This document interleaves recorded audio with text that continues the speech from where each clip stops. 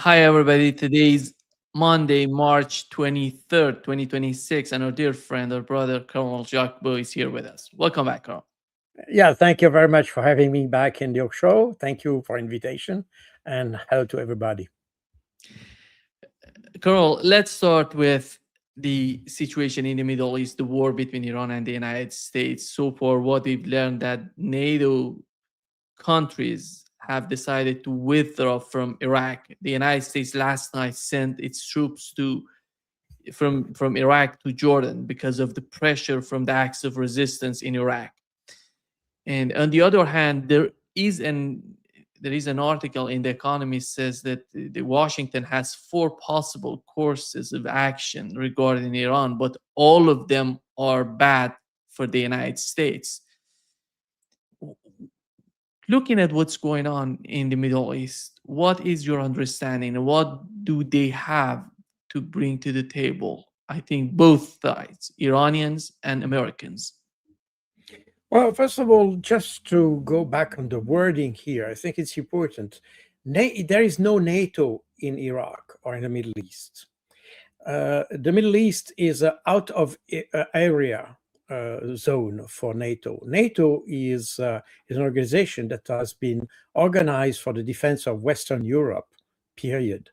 There was an exception for the case of Afghanistan, where they considered that the defense of the West started in the Hindu Kuch, as the German defense minister at the time said. That was in 2001. And you had this operation, NATO operation, that complemented the U.S. operation in that conflict. But that's rather exceptional. In Iraq, you had NATO countries, and that's very the same thing in Ukraine. By the way, we have NATO countries involved in the conflict, but not NATO as an organization. That's very important to say because it has totally different implications. NATO is a nuclear organization, while NATO countries operate at a bilateral level, if you want, or as maybe just in a coalition. That's a difference between an alliance and a coalition. A coalition is an opportunistic gathering of countries for a specific purpose, while alliance is an organization that encompasses as a NATO or EU or so. It binds a number of countries for the long run. So here it's not really NATO that is out of Iraq, but NATO countries. I think it's important to say. But in any case, beyond the words, we see that even the relationship that you have traditionally between NATO countries among themselves. And that's certainly, for instance, one of the reasons why you had Poles and Ukrainians and others involved in Iraq in 2003. All these countries now understand that being with the US is not necessarily a guarantee of security. And they understand also that they may have diverging interests as regard the situation in the Middle East. And you have noticed that last week, Donald Trump bragged that he wanted to open the Strait of Hormuz and so on and so forth, after he realized that it could probably not do it on its own. He asked several friends of allied countries to do it, like Germany, France, the UK, Japan, and all these countries declined to come. And we are not really in NATO, but still, usually you have more cohesion between the Western countries and Western members of NATO, if you want. But today, the European countries understand that they have other objectives, they have other interests, there are other issues at stake than just opening the Strait of Hormuz. They understand that is a war that has been initiated by the US with Israel, and nobody is agrees, by the way, on who dragged the other in the conflict. Was it Israel dragging the US, or the US dragging the Israel in the conflict? There are still diverging opinions on that. In any case, what is sure is that those two countries have started something they are not able to control today, and now they are trapped in their own situation, their own the situation they created, and therefore they are crying for help. And the Western countries, I mean the European countries in particular, are not ready for this kind of engagement. They're not prepared for that. They don't have the means to do it. And just see the look at the situation of the Royal Navy, for instance. So they are not even technically able to provide the support of combat ships in the region. And the issue of sending a combat ship is only one of the aspects, because if you look at the Strait of Hormuz, as some people said, this is a kill box, essentially, meaning that when you enter the Strait of Hormuz, you are in an area which is so narrow that basically you are vulnerable to any kind of missile attack or small boat, speedboat attacks, and things like this. Even if you have means to defend, but nevertheless, you are extremely vulnerable. The US apparently has made this experience with the Abraham Lincoln aircraft carrier, who apparently had been harmed by some drone or missile attack by the Iranians. So, meaning that the Strait of Hormuz is an area which is extremely difficult to gain control over, and none of the European countries are in a position to help efficiently the US. And the US, that's also something that is a little bit disturbing, because the US has started the problem, created the problem. Now that it is not able to manage the problem, they try to drag others in the problem they created. So there is something also of a moral point of view that is quite strange, in fact. So that's where we are. Now, we are in a conflict that I already said in on your program last week or the week before, that this, and I think now there is no doubt whatsoever in the West that this war was a product of a miscalculation. It was miscalculated from the Israelis and from the US. Both of them assessed that Iran had been profoundly weakened by the 12-day war, and that because of what happened in January, those demonstrations, they assessed also that the government is internally on the domestic scene quite weak as well, and there is little needed to overthrow the whole government. And that was definitely a misunderstanding, a misreading of the situation in Iran. This is also something I remember very, very well last year, as just at the beginning of the 12 Days War. You had so-called experts in Switzerland in particular who was saying that 80% of the population is against the Iranian regime, and this regime would not last long. And in fact, Israel managed to dominate a 90 million country, people country. Well, that was not the case last year. It has been certainly not the case this year.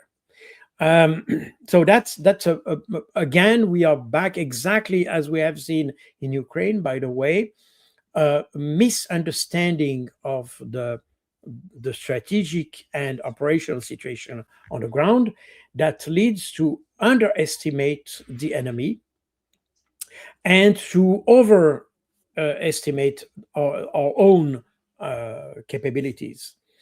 And there is this sense, and that's particularly true in the US and Israel, by the way, that they have such a level of technology in their armed forces that this level would guarantee any kind of success over the underdeveloped, in quotation mark, Arab, or in that case, Iran countries.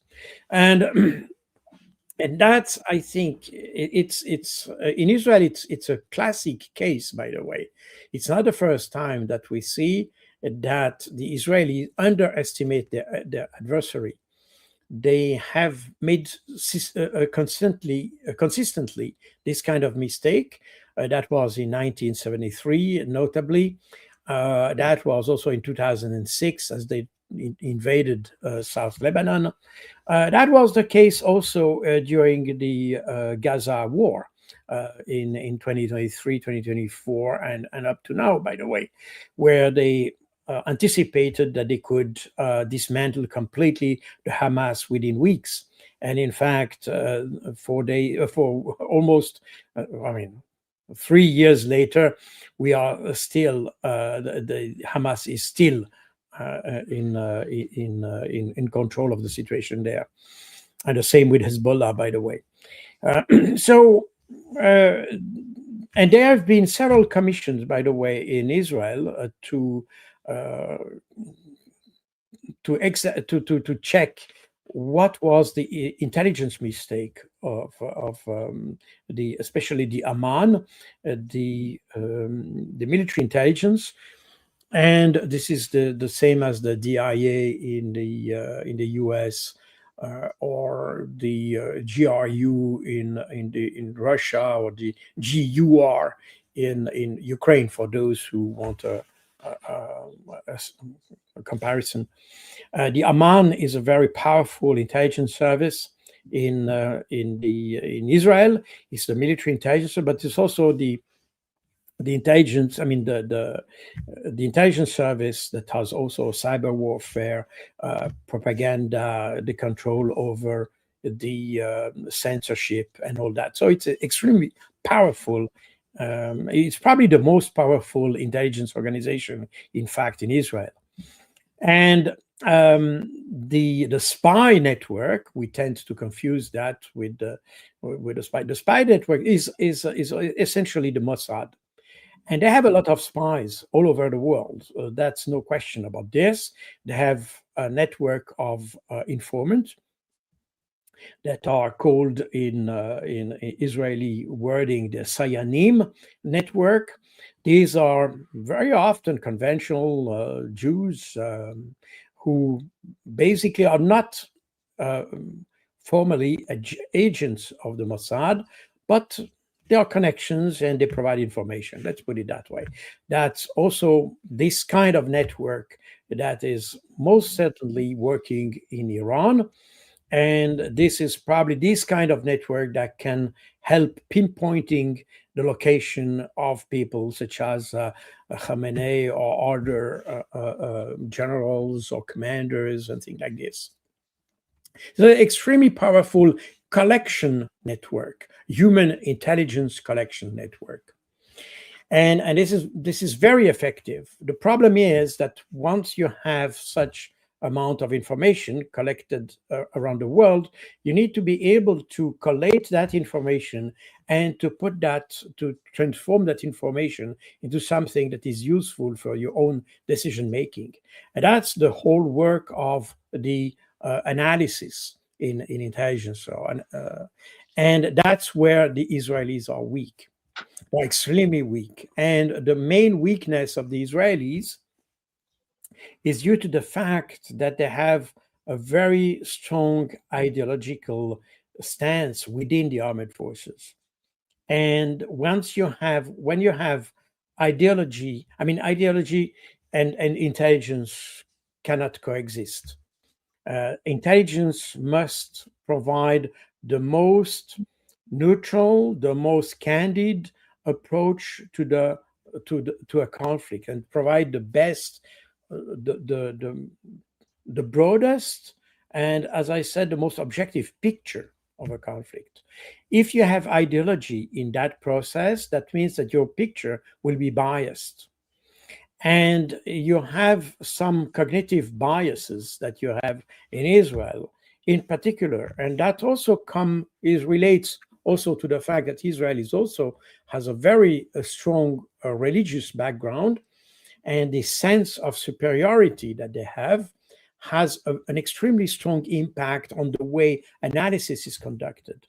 And that is, ironically, it's also a source of failure in the intelligence. And it's not new. The various commissions that have been set up after 1973, 2006, and after the different wars, including the after the 2024, this very short exchange of missile you had with between Israel and Iran. All these commissions have identified the problem as this analytical issue. But again, we are here is something which is extremely related to the cultural role of the doctrine of the religious doctrine in the armed forces, and that's the reason why there is a very strong weakness. It's very interesting by contrast to see that in Iran, it doesn't seem that we have a so strong influence of ideology, or let's say this sense, yes, ideology, I could say, in the intelligence assessment. They don't. Carl, I can confirm they don't.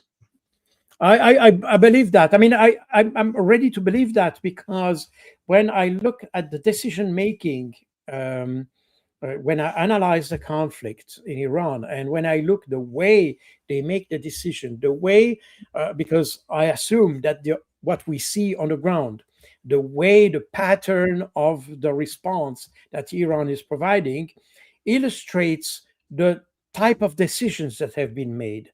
And hence, you can, from that, you can assess the quality of the decision making. And you can see that the decision making is, in my view, of extreme high quality in Iran.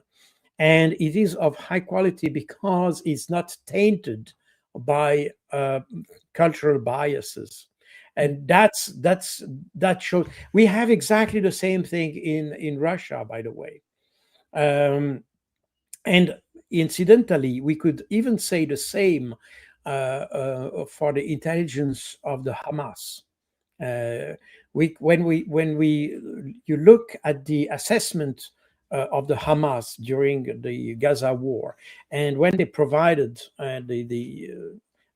when you see the documents that have been recovered somehow by, and you see the assessment of the Hamas, you understand that they have an extremely precise understanding of the situation, and a very, I would say, candid, not naive, but candid approach to the enemy. And that is the key of the success, in fact.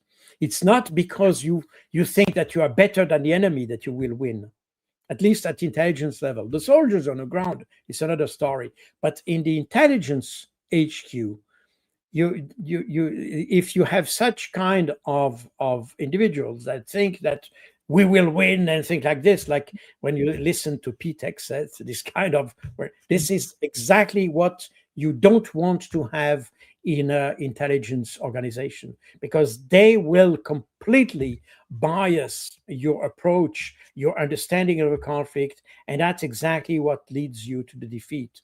And probably that's something we see at play here, by the way, because when you have people like Trump or Pete Hegseth, when you listen to them, and they are so bragging that they are so strong, so they have all the capabilities, and they are much better than the other, they have already won and things like this.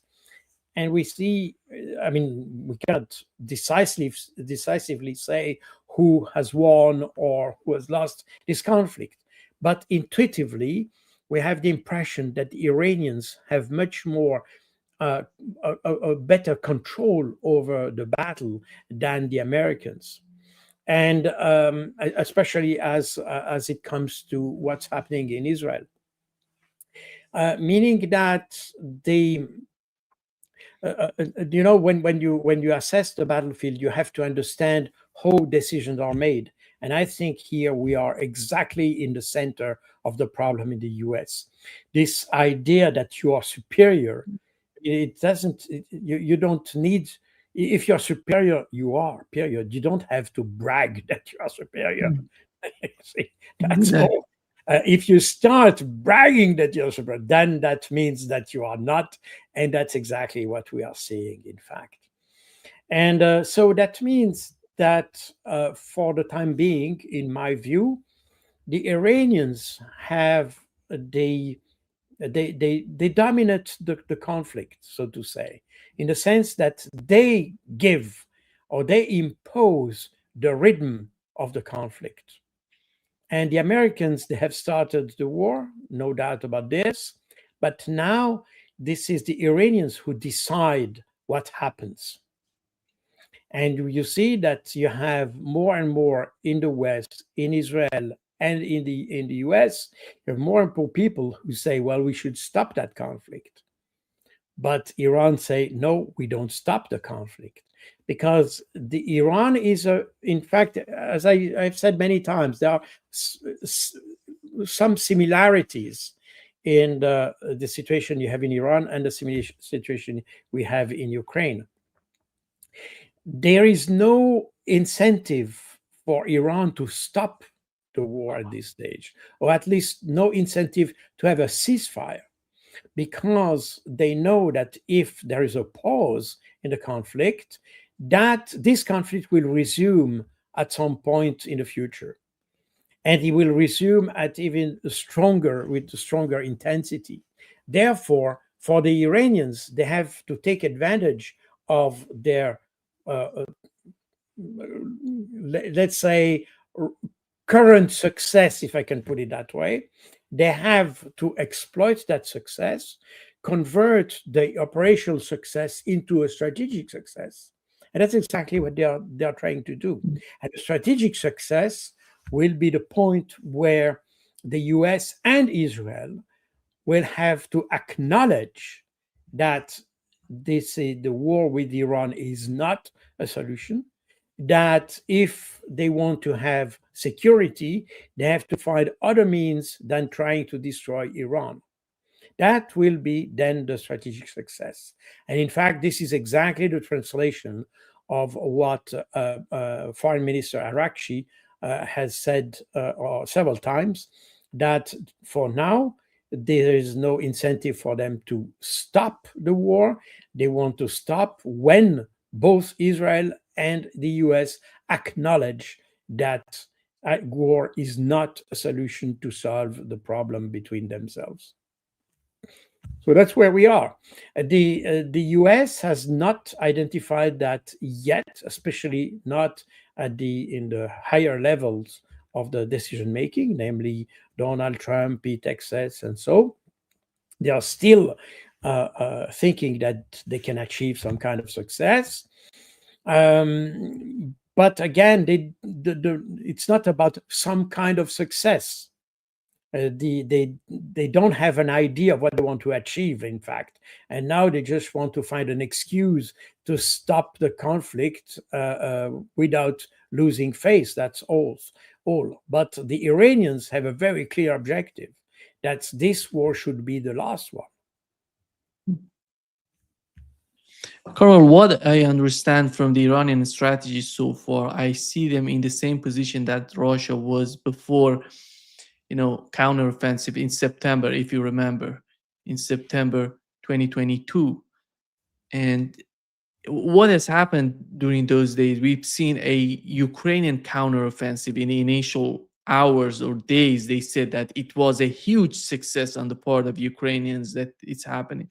I'm not comparing Ukrainians to Israel and the United States, but there are some sort of similarities between the two parties. Why I consider it this way? Because the Ukrainian counteroffensive, it seems to me, is going to be this attack. They're talking about the Khark Island, going to Strait of Hormuz, some island near the Strait of Hormuz. But after all, it's not about capturing a location. It's about, how the sustainability of, holding that location, holding that territory. I don't see the United States and Israel being capable. Let's assume they're gonna get, I don't know, Khark Island or some island in the Strait of Hormuz. They're not gonna have the upper hand in a long run. Iran gonna hit them and hit them hard. This is the problem. And do you think that the other point that I see Ukraine as, the United States together with Israel, the same way that Ukraine was before the counteroffensive, is the way that Israel is escalating the war by attacking the oil refineries. Why do they need to do that? Why does the United States, Donald Trump, need to say, in 48 hours, we're going to attack your power grids? It seems that you're not in a good position. That's why you want to escalate. You don't want to continue the war, but you escalate the war. You understanding of that? Well, yes, I share only partly what you said. If we compare with the Ukrainian conflict, I would compare the whole issue with the Kharg Island with the Snake Island episode in Ukraine. Mm. And why do I say so?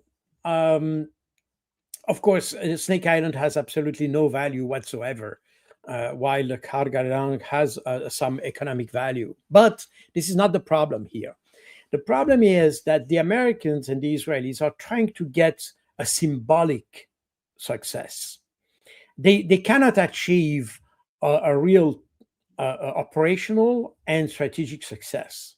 They have understood that this is not achievable. The strategic success would be the overthrow of the regime, or a regime change in Iran, a massive revolution, a revolution of the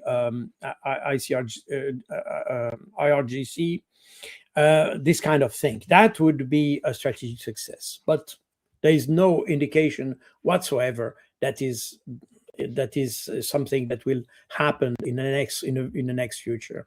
So they are in search of a success. What could be qualify what would qualify as a success, or even the word victory to some extent. And that's probably the reason why they are wanting now to get the Kharg Island. And that will happen exactly the same way the Russians treated the Snake Island issue. I mean, once you have those people on that set foot on this rock, they will be bombed, period.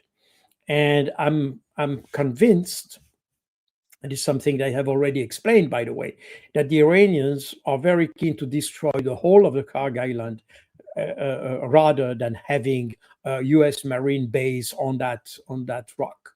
Therefore, they will even sacrifice the whole oil terminal and all things, and that will be of no use for everybody. I mean, if they destroy the terminal, that will certainly affect Iranian economy, but that will certainly also have durable effect on the price of oil, and that will have very strong implications on the whole world economy, including the US. And so for me, this whole Kharg Island is a pure PR exercise from the US point of view. And the Iranians are ready to make the sacrifice of this in order to avoid any bridgehead, military bridgehead on its territory. So that's certainly so. In Ukraine, what we had in September 2022, some say it was the beginning of a counteroffensive. I don't think it was. And in 2022, September and October, both in the Kharkov and Kherson area, the Russians have done essentially exactly the same they have done in Kursk in 2024. They said, well, okay, they want to make an offensive, We don't have a lot of troops in this area. That's something I have demonstrated even before September. Already in July 2022, in a map that I presented, I showed that these were the very weak areas of the front on the Russian side. And therefore, the Russians didn't try to reinforce that. They didn't want to fight with inferior capabilities. Therefore, they prefer to withdraw, to wait for the enemy, and to destroy the enemy into a kind of kill zone. They converted the whole area around Kharkov in September 2022, Kherson in October 2022, and then Kursk in 2024. They converted that into a very vast kill zone. And that's, in fact, the Ukrainians found themselves trapped into these areas. And we know that because all the withdrawal of the Russians happened days and even weeks before the Ukrainian offensive, and they prepared themselves they waited, they create kind of a real kill zone. They left vast areas open to let the Ukrainians enter the area, and they had troops all around these zones in order to react with artillery fire and close air combat support to destroy these forces. That's exactly what happened in those three occasions. So it's a very different story to what we have in Iran. But the Kharg Island is probably, as I said, closer to the Snake Island issue. In any case, the idea that and you have seen Lindsey Graham also bragging that the U.S. Marines can do that, and you have those Marine Expeditionary Unit, and they are able to take over the Kharg Island. The problem here is always the same. Let's assume they take Kharg Island, and so what? What's next? If you listen to Lindsey Graham, you say, well, then we have all the oil in it. But no, there is no oil on Kharg Island. It's just a terminal. So what? And you see, the Iranians will continue to let oil flow to the terminal if it's occupied. So, this is this kind of childish approach to war that strikes me in the thing. And we have exactly the same thing also on the Ukrainian war on the Western side. We have a childish approach to things. We never see the strategic dimension of the conflict. We see the conflict as a tactical event. And that's exactly why we lose. If you look at the map and look at Kharg Island, it's close to the Iranian coast, very far away from the Strait of Hormuz, by the way. So first of all, this expeditionary force need to reach the strait, first of all, the Strait of Hormuz, and then they have to reach the Kharg Island, which is not obvious, but in some way, they can probably achieve that. Let's assume so. But once they are there, what are they doing? What is the purpose? So what can they achieve? And this is exactly the point. There is no strategic vision of the battlefield. We are talking about PR because they see that they cannot achieve any kind of strategic objective, so they try to have an operational success. But again, the idea or the ideal, I would say, when at war is when you can convert your operational success into a strategic success. That's exactly what the Iranians are trying to do, and in fact are, as we have the indication, they may achieve a strategic success in the way they strike Israel, because there will be a point, although there is no strategic combat done by Iran into Israel. This is still operational. I mean, they still destroy command post or radar station, command and control, or C4I installations and things like this. Very fine, but this is has still it may have to some extent strategic impact, but essentially these are operational successes. It will achieve the strategic success once Israel realizes that once its potential has been destroyed, then they will be extremely vulnerable, and their vulnerability is then so high that if they continue the fight, they will simply disappear. And that will be the point where Israel will have to make a decision. Do they want to continue the fight up to the last Israeli, or do they want to preserve what's left from Israel and then ask for an agreement with Iran and have an agreement that, in fact, settle the conflict once for all? And that will guarantee the security of Israel and the security of Iran at the same time, provided, of course, the West, the US, and Israel do not break the agreement they have signed, which is another topic which we can obviously uh, think about. But without going into that aspect, the idea of operational success is that you can convert it or use it to achieve a strategic success. Taking Kharg Island has there are only very, very limited option. Personally, I don't see many where you can convert this success into a strategic success, and that's a reason why.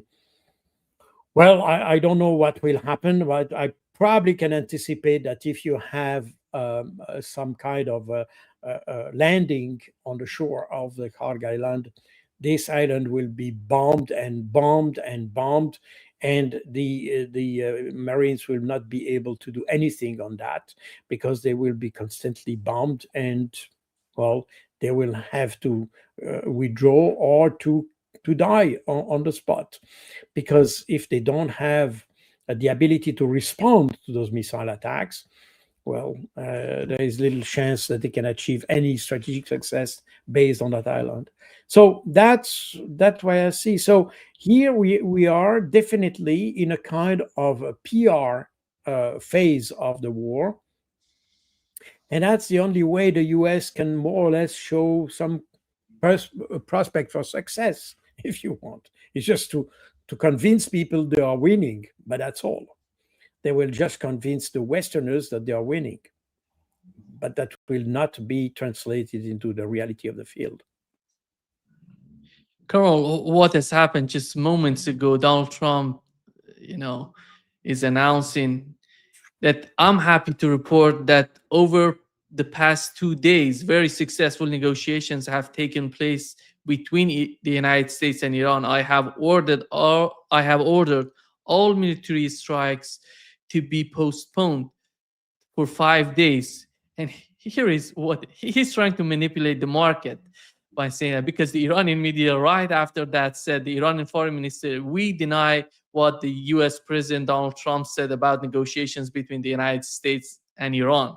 There is no direct or indirect negotiation talks between the two parties.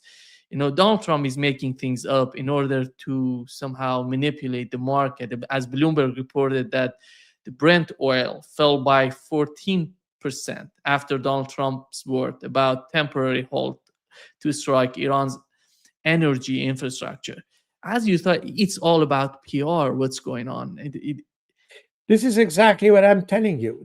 We are in a PR phase of the conflict, because as of today, the issue that has been underestimated. I mean, they underestimated the Iranian capabilities on one hand, but what they underestimated also, by the same token, by the way, is that because the conflict takes longer to achieve any kind of success than anticipated, of course, this has an impact on the price of energy. And now they are playing with PR in order to try keeping the price of oil at a relatively stable level.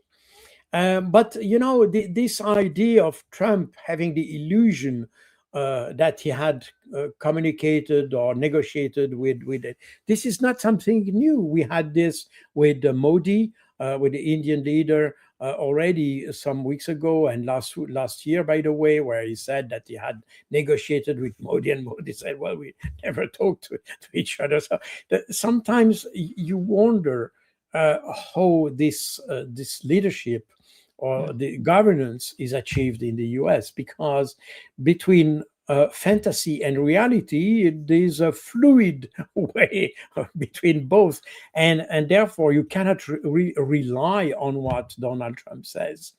He doesn't even hold his promise, because he promised things and heavy punishment and destruction and whatever they want, and at the end he's not able to do that, because it may not be opportunistic to do that, or it may not be doable, simply physically speaking, because they has not the resources to do that, and therefore we are always between fiction and reality. We had exactly the same thing with the tariffs last year. It's exactly the same thing. Is threatening to have 500% tariffs, and at the end, he knows that it's impossible to implement this kind of decision, because this would have extremely wider implications than what he thinks, and therefore he promises things that he's not able to hold, and that's a whole problem we have in the West. There is no consistent leadership. There is no consistent decision making. Exactly what I said, and that in fact is part of these the lack of credibility the West has at large, and that also beyond the fact that the double standards for everything. And I mean, the loss of credibility of the West in this conflict, adding to the loss of credibility of the West in the conflicts in Ukraine and in Palestine, by the way, is that just shows how the West has become weak. We are just able to brag around that we are the best and the values and everything, but in reality, we don't have the means of what we claim. And everybody understands starts. I mean, starts. It started earlier, but I mean, people understand now that all that is only PR, and that's exactly what we have. Nota bene, when he suggests, when Trump suggests to stop bombing Iran or striking Iran, it just shows exactly what I said. Now they try to find an exit ramp. They don't have it. The problem is, and that's something that I explained already last week on your channel. The Iran cannot afford to have just a ceasefire. Exactly, by the way, it's exactly the same situation as you have with Russia and Ukraine. That's the reason why the idea of a ceasefire is not acceptable to the Russians, is not acceptable for Iranians, because they know that the ceasefire will only be a pause, and the conflict or the war will resume later in 1 month, 2 months, 1 year, 10 years maybe. But what the Iranians want, and the Russians also in Ukraine, they want to settle the conflict once for all. They want a solution that will preclude any resuming of the conflict, of the armed conflict, in the next future. And Iran is condemned to that, because they know, because the past experience shows that Israel and the US are not able to keep their word, to keep the signature they put on a treaty, and therefore for Iran they don't need. I mean, they are not aiming at having simply a sheet of paper that has been signed by Trump, Netanyahu, and so on. They need to have guarantees that it will not come back. I mean, they will not resume the war at some point, and that is extremely difficult to achieve, and that means that Iran will continue up to the point when Israel and the US will acknowledge that there is no other option to escape the end of the conflict than just giving up to the conditions of Iran. And what we see today with this declaration of Trump is exactly what I said. The US tries to drag Iran into a temporary ceasefire, and that's not what Iran wants. Iran wants a definitive solution to the conflict. And until both Iran and the US have not understood that, I mean, until they understand that, rather said, until they understand that, we'll have the conflict. So Iran is condemned to have a decisive victory. And when I said decisive victory, the word decisive refers to the fact that this victory should have an impact, a definitive impact on the US/Israeli decision making. That's why it's a decisive victory. It's a victory that has an impact on decision.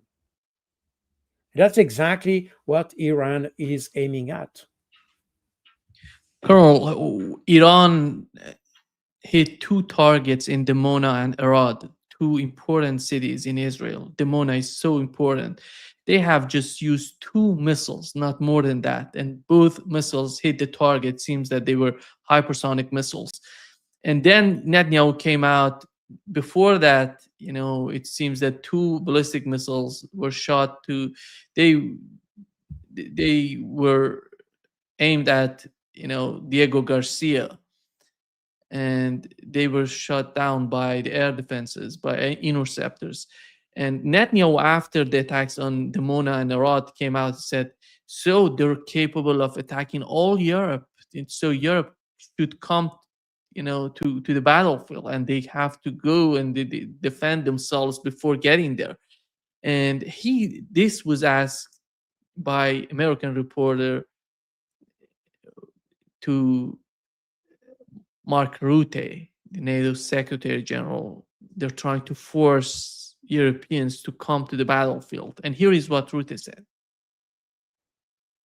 Sure is that they are very close to having that capability. Whether this case with the UK base, Diego Garcia, we are still assessing. But if it is true, it means they already have that capability. If it is not true, we know they are very close to having that capability. And that is exactly why I feel in Europe that most politicians, it resonates with them what the president is doing here, which is taking out, degrading Iran's capability to be, again, an exporter of chaos, share chaos to the region, to the world. Well, I'm just to mention, I have seen no confirmation on the part of Iranians that they tried to hit Diego Garcia. I don't know what is the reality in that direction. Your understanding, Carl? Well, you're perfectly right. Just to explain that, in fact, there has been even, as I saw this morning, a denial from the Iran that they tried to reach Diego Garcia. But coming back to Dimona, first of all, Dimona is just the response, Iran's response to the attack on Bushehr and Natanz by the coalition, the Israeli-US coalition. Natanz and Bushehr are two nuclear power sites. And of course, attacking directly those power plants may create some existential risk for some populations, of course, not for the whole of Iran, but for some populations. And that's the reason why Iran responded, attacking around the site of Dimona. Dimona is the oldest nuclear power center in Israel. It's also the place where apparently the nuclear weaponry was designed and probably produced. I'm not aware of the details of that, to be honest, but But the Iranians were very careful not to hit the power plant itself, but they attacked objectives around Dimona, showing that they have the capability of attacking the power plant, but they didn't want to do it for obvious safety and security reasons. Now, this kind of targeting that we have with Iran, as opposed to the targeting of Israel and the US, that targeted directly the nuclear power infrastructures. Iran, on the opposite, strikes around the structure in order to show the capability, but they don't want to create the damage. That's and if you look at how the Iranians have responded to the attacks in 2024 and 2025, you can see exactly a similar pattern. But the Iranians have always struck at places that had military significance, that were important for the military, but they avoided to, for instance, to destroy key inhabited areas or civilian potential people, population, and things like this. While on the US Iranian side, there's absolutely no consideration whatsoever to the fact that they kill civilians. They even have attacked, if I'm not wrong, there have been 13 hospitals that have been attacked in the first week of the US-Israeli offensive. Sorry, it was 13 schools and 5 or 6 hospitals, and you have already several hundreds of victims. I mean, the first week you have something like 1,300 victims. There are obviously much more now. I haven't seen the more recent figures, but in any way, you see that the Iranians are extremely careful in their planning, in planning their response, in order to show that they are able to strike, but they don't want to do it yet, which has an advantage because that gives them the capability of escalating their response with the same missiles, but striking another place would allow Iran to escalate the conflict with exactly the same amount of assets. And that's extremely clever. That's something the Israelis and the Americans cannot do, because in fact they have already struck against populations and civilian infrastructure. So that's certainly something we have to keep in mind. Well, when talking, and that relates very much to the issue of Diego Garcia, even if we assume, as some have speculated, and again, I'm not able at this stage to say if it's right or wrong, some speculated that the attack against Diego Garcia was due to the use of a Khorramshahr 4 missile, but instead of having the usual payload or warhead of 1.8 ton, they put a smaller warhead and a smaller payload, and thus the missile can go further and reach the 4,000 kilometers. Because initially the Khorramshahr was designed with the full payload for a range of 2,000 kilometers. I don't know where is the truth, but trying to make kind of a linear deduction that if they can reach Diego Garcia, then that means they can reach Paris. I mean, that's typical propaganda. That's nothing else. Because again, we have said that already on your program, by the way. Iran has always responded, because they were attacked first, point one, and second, they have responded on military assets, in particular in the Middle East, those Arab countries that have been hit by the Iranian missiles. In fact, it was not the countries themselves that were hit, but the US bases on their soil that were hit. The idea is that, and that makes sense from a military point of view, that Iran respond to where you have the military capabilities that can reach them. So this is, they respond against a military threat. Regardless of where this military threat is, they respond to those who strike at them. And as long as Europe doesn't engage into the conflict, there are absolutely no reason for them to fear anything from Iran. So the logic here is that they just take the number of kilometers and they say, well, if they can reach Diego Garcia, that means that Paris is at risk. No, Paris is not at risk if Paris don't engage in the war. Period. You see, and again, if you look at the substance, the way Iran does its targeting, you can see it's not a targeting that is just based on fantasy. It's extremely well calculated, extremely well calibrated to the threat they receive. It's extremely well planned in order to strike where they need to strike and not just to impress the world. You see, that's very important to say.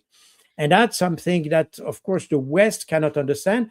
And this declaration of Mark Rutte is very disturbing, I think, because it shows this intellectual weakness the West has to understand how war is waged.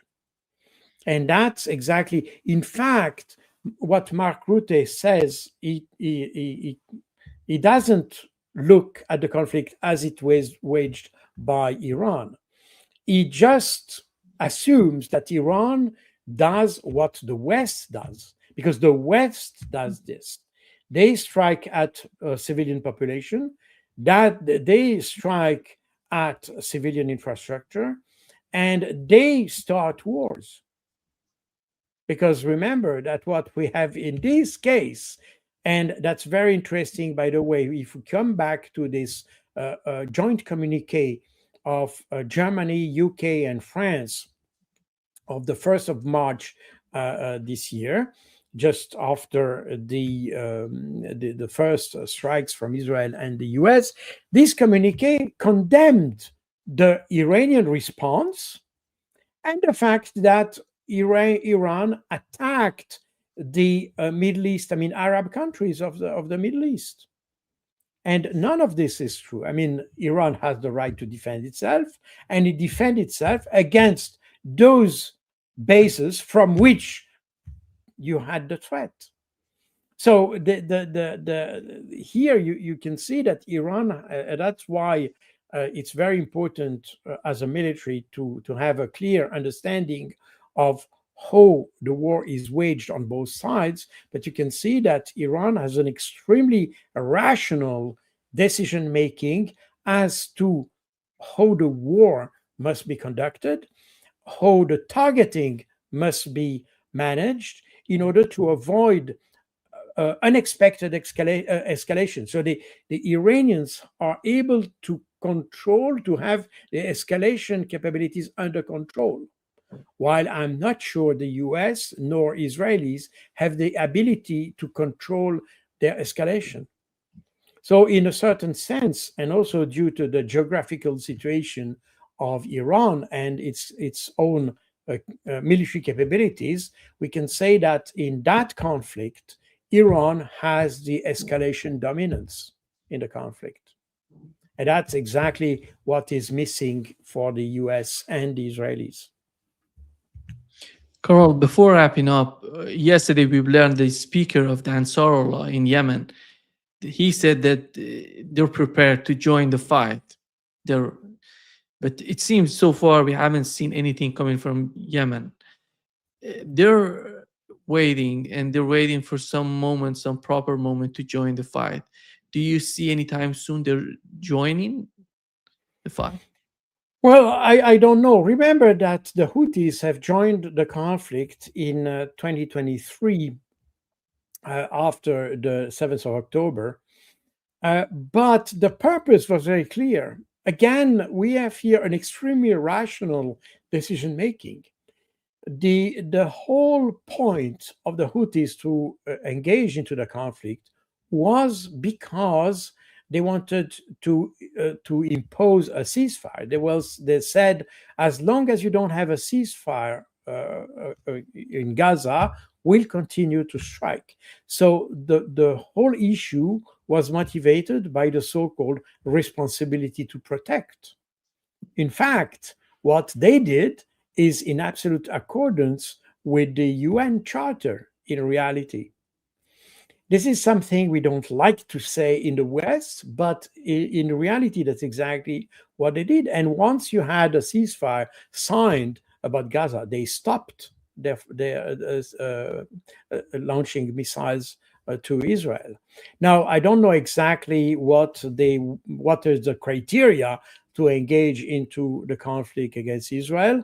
I don't know exactly, but it also shows that the Houthis are not a proxy of Iran.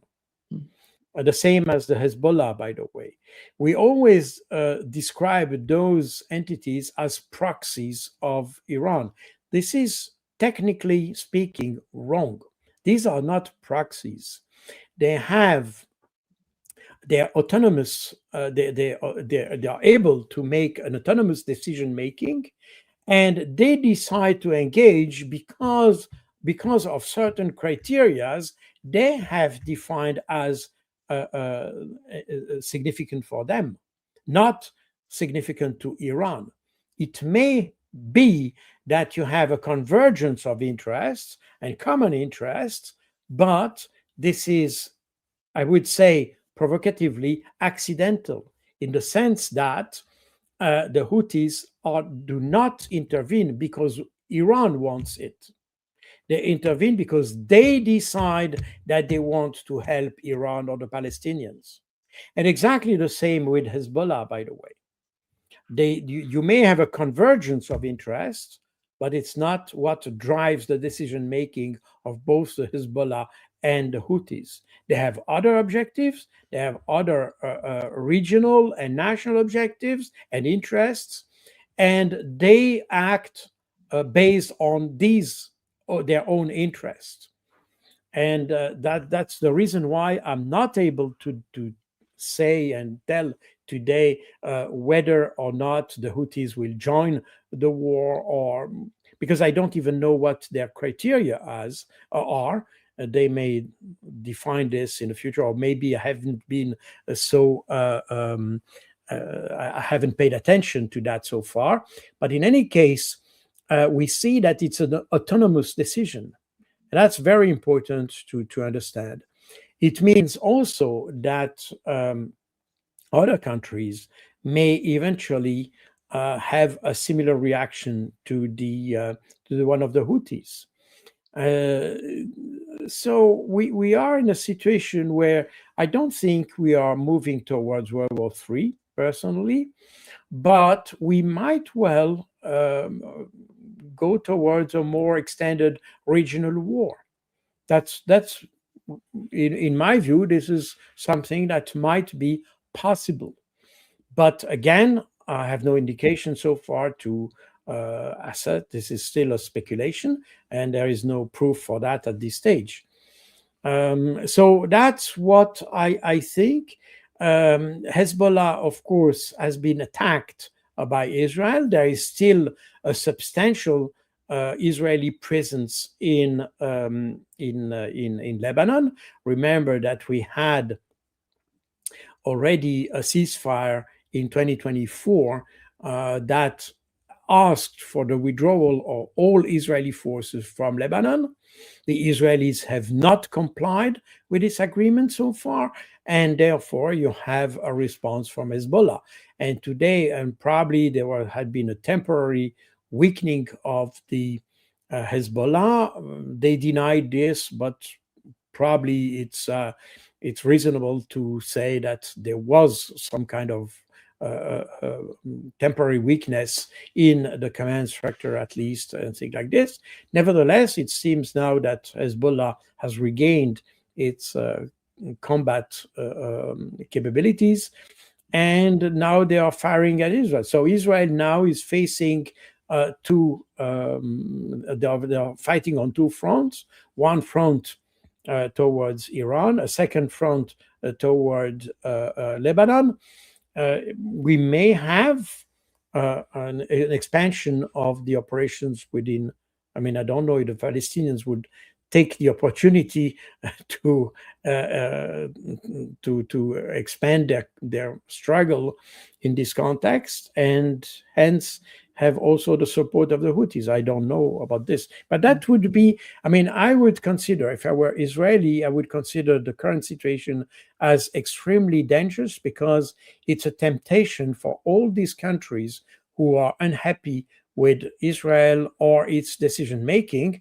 It will be a situation of weakness in which Israel could be, probably not easily, but is probably more vulnerable, and probably could be more easily defeated in such a situation than in a normal situation. So it's at least temporarily a situation of vulnerability that we have in Israel, and some could take advantage of this. So Thank you so much, Carl, for being with us today. Great pleasure, as always. that's my pleasure. Thank you for inviting me again.